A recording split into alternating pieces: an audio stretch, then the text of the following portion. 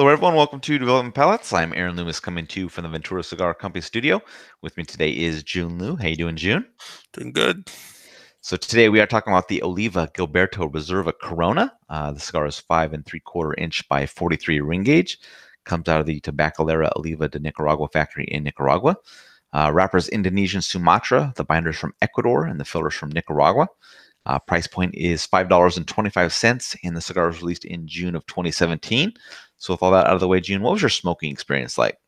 Smoking experience wise, couple of good first two thirds, average last third. So this was medium strength, medium bodied. In terms of flavors, first couple of thirds got cream bread, dried nuts. There's a subtle minerality to it, in which that minerality did a really good job of kind of progressing its way through, especially on the finish within the first couple of thirds. And then within the last third, I kind of felt like the profile kind of dropped off. So like that creamy nature of the first couple of thirds, especially that cream bread note, that the dry nuttiness, it started kind of going away. It got replaced by more wood and mineral notes. So the cedar and the mineral notes. And when that happened, it just became it just kind of tightened up the profile such that it kind of became more narrow. So it wasn't as good as a result of that. In terms of construction, I thought the burn was amazing, so absolutely no issues with that. For the draw, I thought it was a bit snug, so I rated it 2 notches below our perfect score, which is good. So not a big deal, but noticeable deal. Mm-hmm. Yeah, for me, the cigar started with a combination of dry wood and slight cream. About a half inch in, that dry wood was more definable as cedar. A little bit of black pepper became present, kind of mixed in with the cream in the background. Profile's kind of maintaining itself at the 1 inch mark, and the retrohale carried a slightly fuller version of the same flavor profile. As the first third is wrapping up, cedar's still dry. Black pepper's faded a little bit. Strength is at the mild medium mark. Second third, a little bit of a toasted note joins the cedar. Still a little bit of a light cream present, while the black pepper is really faint.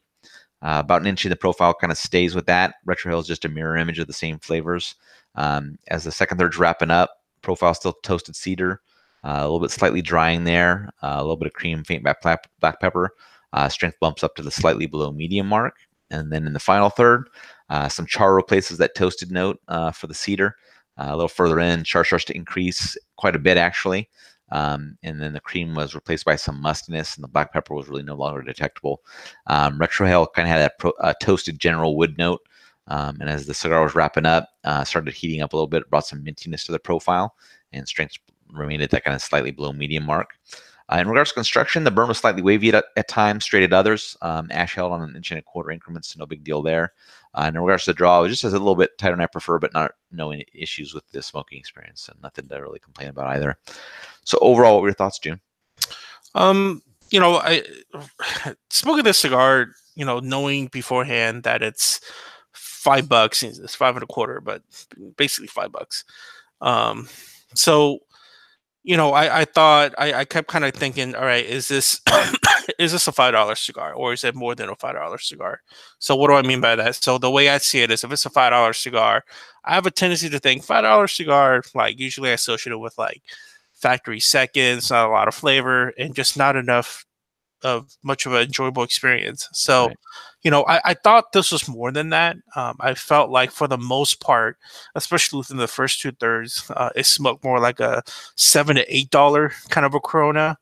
And I liked the overall flavor profile that it gave off. It's not a very complex cigar to any degrees. It's actually quite linear, but I thought overall it was pretty enjoyable flavors. So, for those reasons, I thought it was a good cigar. So I rated it overall as good.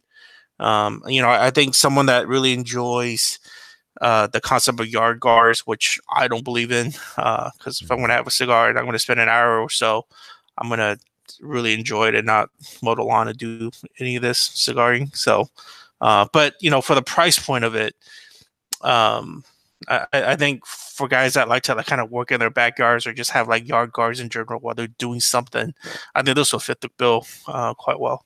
Yeah.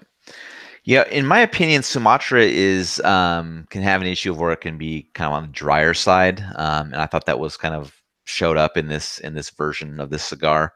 Like you said, the profile is very linear. Each third kind of kept it same thing. I thought the final third was a little bit drop off in enjoyment. I consider this an average cigar. Price point's really attractive for those that, that are looking for something in this kind of price point.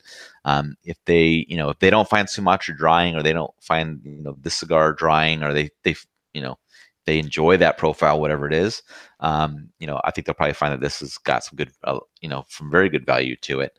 Probably not something I'm going to look towards in the future. I am looking forward to smoking the Connecticut version of this that we're going to review. So I think that will probably score a little bit better for me. But getting into the scores, Jiunn, you gave it a 6.52. I gave it a 5.15. How do you think that matched up with your experience? It's a respectable score. I mean, not going to hit anywhere near my top listings at the end of the year. So, anytime you see a mid sixes for me, I guess one way to put it is, I would smoke it again. But it's not anything that's going to be like favorited for the year. Yeah, for me, 5.15. Yeah, it's just slightly below average flavor profile.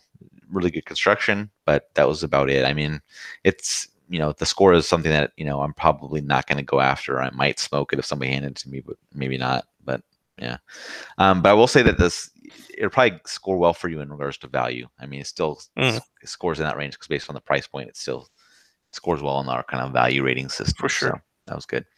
Any of the final thoughts on this one from you?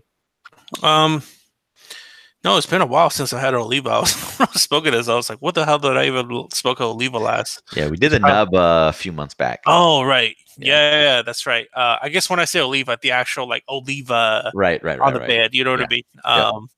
Yep. And I probably haven't smoked an Oliva since I think I probably smoked a Series V Torpedo that was like 7-8 years old, like 2 years ago. Yeah.